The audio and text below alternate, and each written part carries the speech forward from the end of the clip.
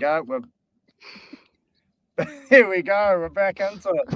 Nothing like a few technical issues to get us started here, boys. How are we this morning? Very good, thank you. Awesome. Very well Andy, indeed, what thank about you. yourself, mate? Hey, so hey, good to be back. I know we this has been something we've been meaning to do for quite some time, and really excited to finally be able to make something happen. And I guess this thing that we've been wanting to try for those that are maybe listening or watching or taking it in on the multiple channels that we'll be sending this live to the world on. I guess there's been the rapid expansion, I guess, of podcasts, right? Where people talk about stuff relating to whatever topic they kind of want to talk about. We thought we'd take it a step further, didn't we, guys? And not only did we want them to hear our beautiful voices, but see our phenomenal faces to create some of that that additional activity there. Des wasn't necessarily the keenest on the visual aspect of it, but we dragged him kicking and screaming. So, hey, so lots to talk about. Today is probably a bit of our intro to, I don't know what we're calling this. I tend to refer to it as the Circus of Safety. The black hole of our lives. There's a number of terms we probably use for this, so we just wanted to introduce ourselves and get this show on the road, really, and make that commitment that we're going to be doing this. So a couple of things, guys. I want to introduce a concept to our little show that we're gonna develop. Hopefully you're okay with it, and it's about how do we decide what we want to talk about? Because the last thing we want to do, right, is just go on about a rambling mess of nothingness, right? I mean, surely whatever we want to talk about on these get-togethers, we want it to be insightful, we want it to be meaningful, we want it to be engaging, and we want people to walk away with it, right? So, are you okay if I sort of introduce a concept that we could test out how we come up with topics? Absolutely. Fantastic. Yeah, sure. Well, I want to introduce to you what I know this is going to be a little bit awkward and maybe not very PC, but considering that the majority of what we're going to be talking about is about safety-related aspects of things. But I want to introduce to you what I have affectionately come to know as the in my own little world as the spinning wheel of death. And there it is, team, the spinning wheel of death. Now, what I was thinking about with the spinning wheel of death is, as you can see, I've got a list of sort of topics that I've already started building onto the spinning wheel, and I thought maybe we could have a quick chat this morning about they've done it again. These technical issues are just are not good, guys. So I've got to apologise. Fat fingers. Don't be looking at the immediate cause. Dig deeper. Look for the root cause. There we go. So maybe that's another topic. Are you suggesting, Andy, we introduce our root cause analysis to the spinning wheel of death? Yeah. Well, there we go. So it's not fair to blame the operator. Not fair to blame the operator. Okay. Well, there we go. I've got it back up and running. So I'll just share it again, and we'll add root cause analysis to the spinning wheel of death. Right.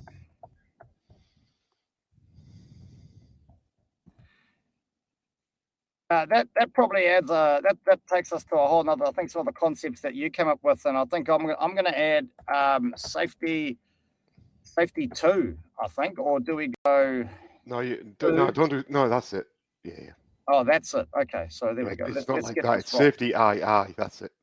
Yeah, there we go. Safety I. That's pretty cool. Now, hey, here's a quick random question. Not that I'm trying to preempt. Safety I. Not that I'm trying to preempt these conversations, but is safety 2 and the new view of safety, are they the same thing, do you think? Like, are they one topic or two topics? I would treat them as one. You would treat them as one. Well, there we go. Well, let's do that. And then listen, if anyone issue with that, listen, love to on the show. Any other two you think we can add to the spinning wheel, Heath? Yeah, so my topic that I was hoping actually we could cover today was moving beyond compliance. Oh, okay. No, love it. Moving beyond compliance. Well, let's put it on the wheel.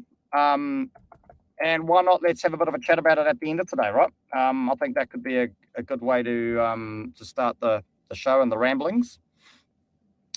Any other topics? I mean, the great thing is we can keep adding topics as we go and as they come in. And listen, if people reach out to us, we can add topics. Anything else front and center that you'd like to add to the spinning wheel of death?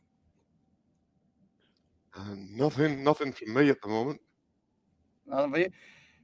Yeah, Andy, you mentioned you had a client text you asking if you had 5 minutes for a question before we went live. Is that question shareable yet? Do we know? Can we put that on the spinning wheel of death, or is that another topic we'll talk about today? I haven't called him back. Well, do you want me to call?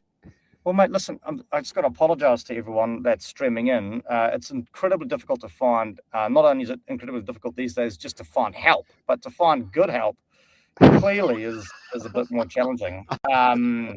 I'll send my number to you, Brent, and he can call you. Okay, great. Now, the way the spinning wheel of death works, team, is going forward. We dial in, and the first thing we'll do is we'll hit the wheel, and it spins around and around and around.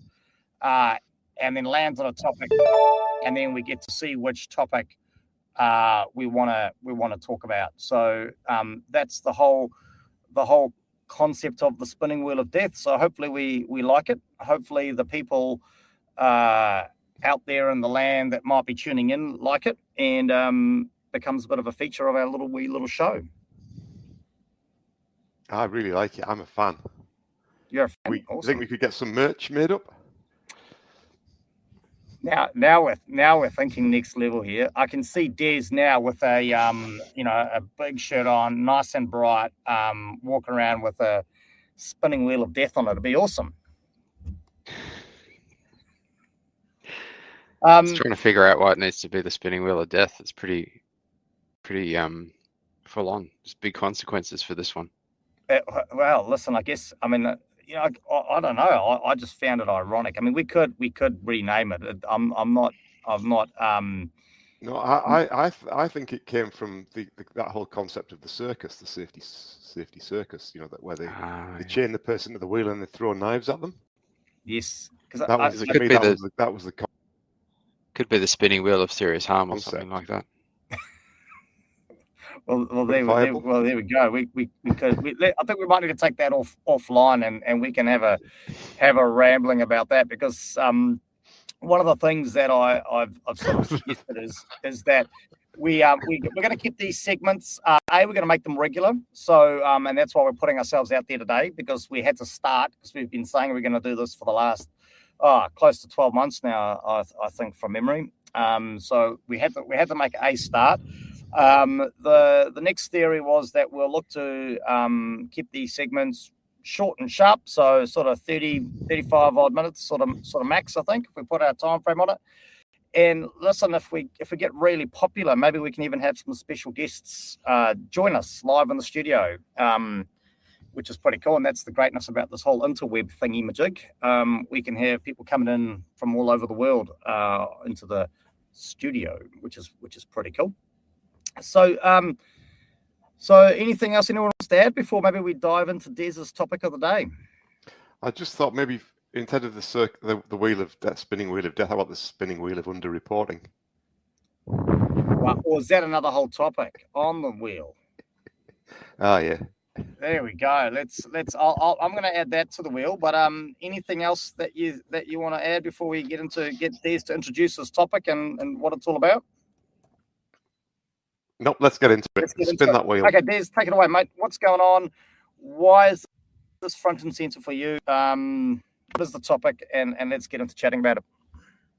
So the topic is this idea that safety must move beyond compliance, or words to that effect, that we must do more than just comply with legislation. I hear it a lot in forums and safety events and things like that, a statement about moving beyond compliance. But I just wonder if we all had an honest conversation with ourselves, could we all say with absolute certainty that we're 100% compliant with health and safety legislation standards in our organizations today. And I mean that to a very high standard. Would all of our workers hold up under cross-examination? Would all of our evidence check out and be rock solid? And if I think if it's an honest conversation, the answer is probably going to be no. And if the answer is no, well, then where does this concept of moving beyond compliance come from when arguably no one's complying? Wow. Some pretty, when you first think about that statement, beyond compliance, it sounds great, right? But then when you start pointing out some of those obvious facts, like, are you actually complying? And I don't know, I was just thinking there, Des, as you was talking through that, and you're talking about the fact that if we, how do we go beyond compliance if we can't even actually put our hand on our heart and say we are complying? It's a little bit like trying to run before you can walk, right? I mean, we've all seen what happens to kids, right, when they try to walk before they can crawl, or run before they can walk. Generally they fall flat on their face, right? So I don't know about anyone else, but I must have something weird going on, maybe too many coffees already this morning, but that was kind of running through my mind as you're talking through that, and kind of tends to make sense for me. What about you, Andy? What are your thoughts? Yeah, I guess for me, it's all about defining the term. So go beyond compliance. Well, if compliance is to eliminate all risks to health and safety, so far as is reasonably practical, you're setting the bar pretty high. Like, if you have any accidents, you're probably not doing that. Like, what? Okay. Yeah. No. I mean, if you're eliminating all risks to health and safety, and you've been reasonably practical about it, what does beyond that actually mean? Because you're stopping events that haven't happened. I mean, it starts to go a bit Minority Report for me. Yep, well, some great references coming out here. Babies falling on their face, running before you can walk, and Minority Report. Well, that's an interesting. I mean, what you've kind of taken this off on a slightly different tangent, Andy. Des, I thought, was talking initially about compliance with legislation and standards and guidelines, and you kind of took it sort of slightly another tangent, which is about, like effectively meeting one of our principal obligations under the Act, right, to reduce the risk as far as is reasonably practical. So what were you thinking, Des? Were you, how broad were you thinking around compliance? I mean, what does compliance mean to you? Well, do you know what you need to comply with respect to your organization? Are you complying with it, and how do you prove that you're complying with it? That's probably three elements of what I would consider to be rock solid compliance. But I think when people, the statements that we must move beyond compliance rarely gets any objections. When someone says that everyone generally agrees, yes, we should move beyond compliance. But I don't think anyone really knows what that means, because I think it opens the doors to a lot of nonsense, a lot of safety fads and ideas of, move beyond compliance by doing this new fad idea, whatever that idea might be. And I think it's all a distraction, because really, if we're having that honest conversation, we're not complying, and instead of being distracted by a fad, we need to just go back to the Act and say, what is it we're actually supposed to be doing, and just concentrate on that, because that will get you, like Andy said, most of the way there. It's actually a pretty high bar, and not many people are meeting it. Yeah, no, good summary there. And I think touching a little bit on where Andy kind of went, and I think what you're saying as well is that first part of it, right? Like, as an organization or as an individual, what do you actually consider compliance to start with, right? And how many, I've got to be honest, hand on heart, I don't know if I've actually defined anywhere in any of my career to date what it is that I'm trying to comply with, right? So we might have a health and safety plan or a strategy, or whatever kind of buzzword we want to use of the day, and it might be all pretty and that, but that's not setting that target for compliance, is it? Or setting that standard of this is what we want to achieve in terms of compliance. Yeah, interesting. And I mean, what are your thoughts? Do you think, though, in terms of if we're talking about compliance, so let's just, if we could maybe go down that sort of tangent a little bit more. I'm thinking compliance, and And I don't know, what if somebody turns around and says, well, you know what, I've got ISO 1401 or whatever, 14,000 or whatever, like I've got an ISO standard. I've got ASNZS, this standard or that standard. I mean, are we comfortable that maybe people consider that compliance? And I mean, if you look at the number of companies out there promoting the fact that they've got these ISO standards or these whatever standards, maybe that's where they're getting it from, that they're going beyond compliance because they've met this benchmark of some description. Any thoughts on that, guys? Yeah, so I mean, complying with a standard is, there's merit in that, no doubt. To me, that, I don't know, from one point of view, that's just another form of compliance. You haven't really moved beyond anything, you're just complying. But I would say if you're arguing that is moving beyond compliance, and that same organization does something like has a blanket rule that everyone must wear safety glasses at all times, or everyone must wear gloves at all times, then a blanket rule such as that is contrary to the Act. All use of PPE and work processes need to be risk assessed, and if you're implementing a blanket rule, by definition, you're not risk assessing those things. And you might turn around and argue, well, we have risk assessed that, and I would say, well, that's one heck of a crystal ball you've got. You've forecast every future situation where you need to wear a pair of gloves, and you've forecasted every correct pair of gloves that you would need to wear, and it just becomes absurd.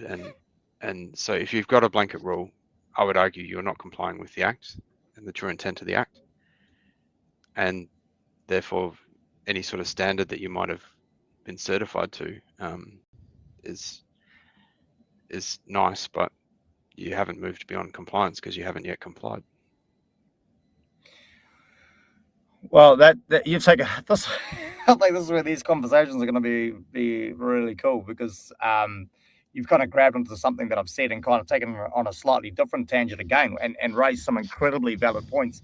This is not going to go well for anyone, really, boys, but I've been trying to multitask while these conversations have been going on, and old fat fingers Brenton over here. I've been trying to add to the spinning wheel of death, because I mean, you've raised a number of great points I'd love to dive off onto today, but then we'd maybe have nothing to talk about in a fortnight. But the other, so I guess there's where I was actually, I mean, and you've raised a valid point. Do people feel that, oh, well, we're doing everything we need to do, we're going to go beyond compliance, so we're going to go get this externally assessed standard, and there's a plethora of them out there today. The number of ISO standards out there available for a range of things: safety, environment, quality, risk, and all that kind of stuff. And then there's the ASNZS standard, and then there's the Safe Plus model that you're not getting. You go out and you can get assessed against.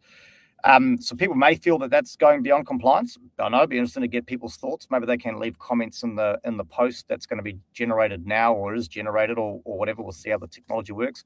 But my other wonder, Des, was, do you feel that maybe, I wonder if people think that because they've got that standard, they've actually had compliance. So that's what they're trying to comply with, as opposed to the legislation per se.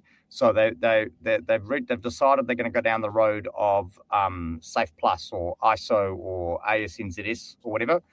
They hit that standard, and my wonder is that in their mind going, well, now we're complying, so anything I do above this or beyond this standard that I've achieved to get compliance is now beyond that compliance. Is now beyond compliance. Is my wonder.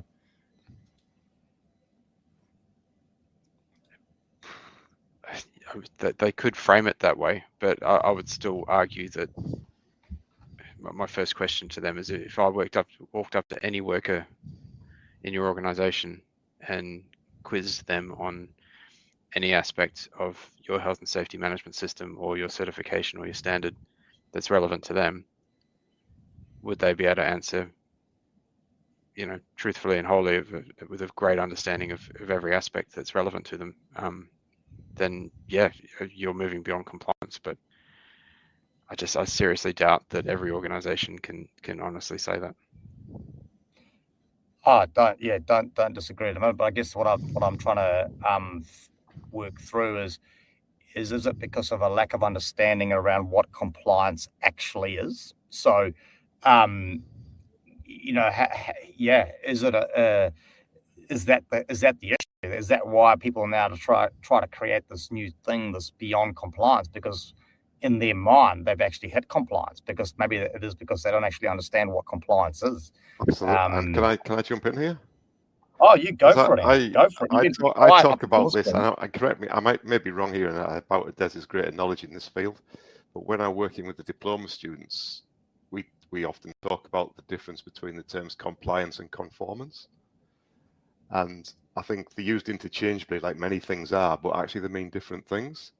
So I've just been looking through my notes here. So we talk about compliance as the forced adherence to a law, regulation, rule, process, or practice. It's something that you have to do. Where conformance, on the other hand, applies to strategies, plans that are more loosely defined or self-imposed.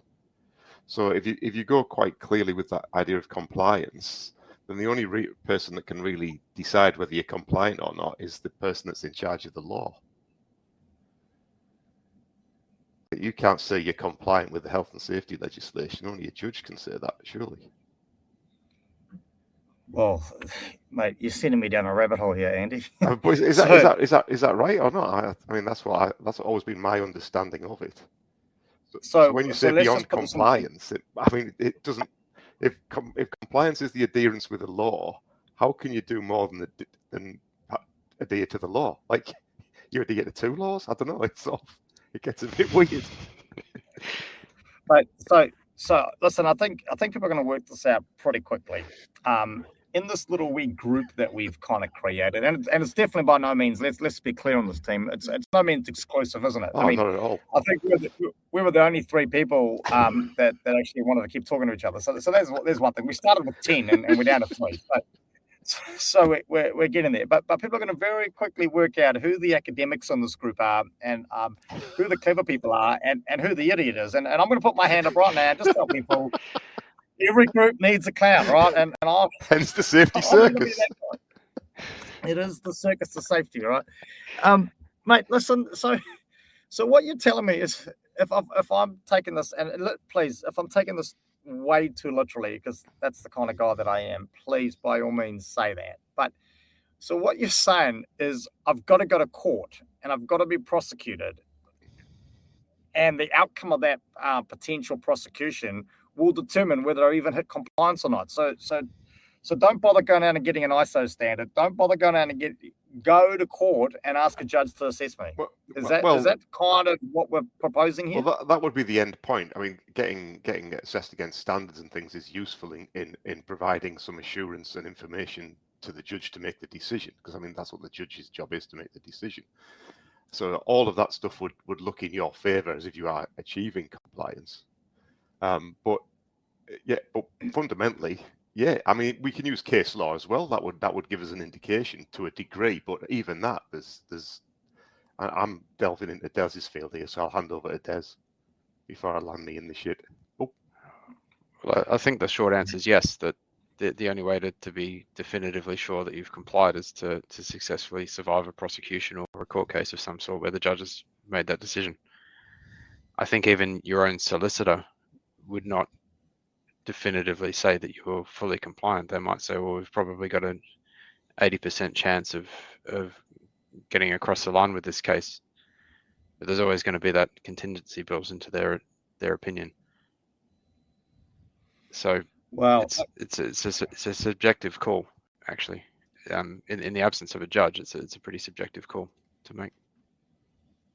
Wow, that's a pretty, when we start, and I think that's what inspired us to start having these conversations, right? Because there's been a number of times where the three of us have got on a call or met at a cafe and we've rambled off about these things, and I guess that's the when you start looking at these different concepts, and that spinning wheel of death is going to help us capture these concepts and bring them to life and let us pull them apart.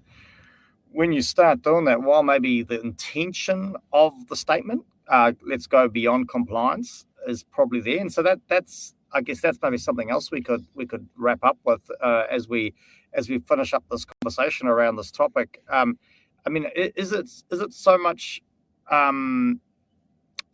about the statement itself? And we talk about this with the law too, don't we? We talk about the law says this, right? But what is the intent of the law? I guess is often the way we try to look at it. I'm just going to put it out there to you guys. I mean, is it so much about the statement beyond compliance, or is it more about the intent that the statement is trying to generate? Which possibly, I mean, I didn't create the statement, right? It's not a term that I generally use on a regular basis, but is the intent of that statement to try to get people to think broader, because people can become quite narrow focused and people can become quite rigid. Is it maybe more about the intent of that term beyond compliance as opposed to the literal meaning beyond compliance? I'd suggest it possibly could be, but that leads to a further question: is does the means justify the end? Because effectively, by spouting this and talking about this, you're providing disinformation, which at some point is harmful. It's not neutral, it's not neutral at all. This is spreading misinformation and misunderstanding of terms that are important in safety. And we've already got it on the wheel of death, but we could say the same about many aspects of safety where the means is deemed to be worthy of the end, but often when we get to the end, we realize we've created a complete mess. And it's the risk hazard debate is I would say is the epitome of that in safety, and understanding around those two terms. I think people have used them, and indeed the risk matrix, which I saw on there as well, is people have used these things with the best intentions, but actually there's been some unintended consequences due to them. Yes. Yep. No. Good point. Des, what do you think? What are your thoughts? Yeah, I would support what Andy said. Is it the term itself, or is it the intent? It's the term itself. I think in almost every case, every honest case would be incorrect. The intent might be, might be a virtue, but it gives rise. The outcome of that is a distraction. I think it opens the floodgates to all of these other ideas that you need to be doing. All these different safety fads that come out, and it's the next best thing, and it's 1 week we're talking about this, the next week we're talking about that, and it just adds confusion. It adds distraction, when really what we should be focusing on is, are we doing work safely, and does the person doing that work understand how to do that job safely? Yeah, no. And really, when you boil it all down, they're probably the only two things that really matter. So, and that's a good point, and actually, I'll just again trying to multitask here. The stuff coming out of this conversation and the wheel of death is growing immensely, and I think that's where you've nailed it, right? Around that whole what is it that we're trying to achieve, and keeping it basic, and keeping it focused on those two important parts is so important. So no, great. I mean, you were the one that kind of threw this topic out on the table. Have you found this helpful? I mean, is there anything else you want to explore with this topic? What are your thoughts? Is this kind of helped kind of quell a burning rage or anything inside you? I don't know, man. I'm really just wanting to make sure that when we leave each other on a Friday morning, that you're feeling okay about this, and we haven't racked you up anymore. Burning rage is very poetic for a Friday morning, and I think I think there's some degree of satisfaction with the discussion. I just wanted to throw it out there because it's just so rarely met with any resistance, that statement, moving beyond compliance, and I think there are some problems with it. And when you hear about some organization that's moving beyond compliance, and what are they up to? Well, often when you scratch the surface, they're facing a prosecution. They have a pretty poor history of health and safety, and you're just wondering, well, why are you distracting yourself with this stuff? Why don't you just work safely and make sure your workers understand that? And really, if you're preoccupied with making sure you're working safely, you shouldn't have time for all this other stuff. It's wholly consuming for any organization, surely. Good point. And again, it's really it's quite intimidating hanging out with you guys. You're incredibly intelligent, and I'm incredibly simple. And some simple terms that come to mind as I'm hearing you talk, there's things like stick to your knitting, right? Let's keep it basic. And these are a number of arguments that well, not arguments, probably conversations that I've had with people around. Safety should be simple. It shouldn't be complicated. And I guess the worry is we start throwing out all these buzzwords or these new terms or these new fads, regardless of what their intention is, which is all, if we're honest with each other, the intention behind probably a lot of the stuff is really good, right? But is it just creating confusion? And I think to use one buzzword to solve another buzz term, is it just creating safety clutter? Are these terms and whatnot, while well intended, are they themselves creating safety clutter? And I don't know if that's something we can leave the audience out there to ponder. No doubt we're going to have hundreds of people, thousands of people dialing into this at some point. I won't share the analytics with anybody until I know that they've hit a benchmark. It could be quite demoralizing, right? But no, hey guys, listen. Again, box is already lit up, mate. This is. Oh wow, there we go. I mean, I've been trying to manage the spinning wheel of death. I haven't been able to watch the live feed, so thanks for the update there, Des.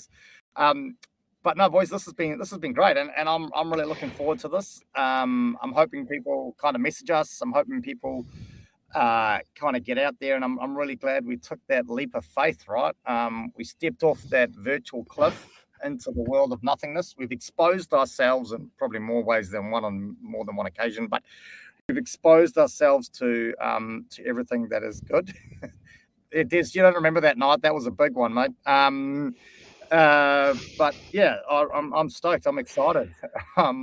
Really keen to see where this takes us. And looking forward to hopefully having some guests join us. And listen, if there's anybody out there that's got a topic or a question, then by all means, we're more than happy to add it to the spinning wheel of death. Listen, if you want your question to go live and it's a burning must-have now, by all means, flick it through. Don't give it to Andy because he does nothing with it. Maybe send it to someone like Des or myself, and we'll actually ask the question and get it out there and something to talk about. And in some way, that's a good question, Des. I might need to just before we wrap this up really quickly, if people are submitting real questions about real safety things that they've got real concerns with, and we start providing incredibly valuable advice, right? We're not doing that. Let's be frank. Should we put a disclaimer or something here to say that our advice is not, like, I don't know, dodgy? Should be looked at with a grain of salt? I mean, what do we need to do there to cover ourselves legally? Actually, not give advice. Well, before I answer this question, Brenton, I need to point out that what I'm about to say does not constitute legal advice, and is meant for general purposes and not for specific circumstances. But yeah, you've done this before, haven't you? Wow. Okay. So I guess we're just going to be a bit mindful about how we respond to those questions. And again, as Des so poetically pointed out, which I can't repeat for the life of me, maybe I'll get it scrolling across the bottom of our screen. I can do stuff like that. It's pretty cool. So we can maybe introduce what's referred to as a ticker, and we can keep that reminding people that this is for general consumption. And not to be used in a legal context. Now, so apart from that, anybody got anything exciting for the weekend? Yeah, Yeah. So I've got so this is where I keep talking. Yeah. Hey, Sorry. Yeah, I'm highly motivated at the moment. Some piece of work's come across, been presented to me that I just cannot let go. So I'll be getting into that at the weekend. No, that's a good point. And actually, and this was a good opportunity for us to share. I believe, Andy, you chucked it into my inbox. Thanks for that. WorkSafe New Zealand, big shout out to you people. Looking for some feedback, I believe, on 2 pieces of guidance documents that they're producing. Listen, don't sit there in the background whinging and moaning and complaining about, organizations not doing their job or whatever. If you want to get involved, there's loads of opportunities, and WorkSafe are providing that opportunity now. I believe there's some consultation out for 2 documents, one called Managing Risks at Events, and another one called Providing a Health Service for an Event. So jump onto their website, reach out to us. We can share the links, have your say, and actively contribute to whatever we call this thing out there that we do for a living. So, but no, great work, boys. Have a great weekend, and we'll let everyone know when we're going to be back and have a bit more of a hoo-ha as we lead into it. Fantastic. Thanks, Brenton, for sorting this out. It's been great.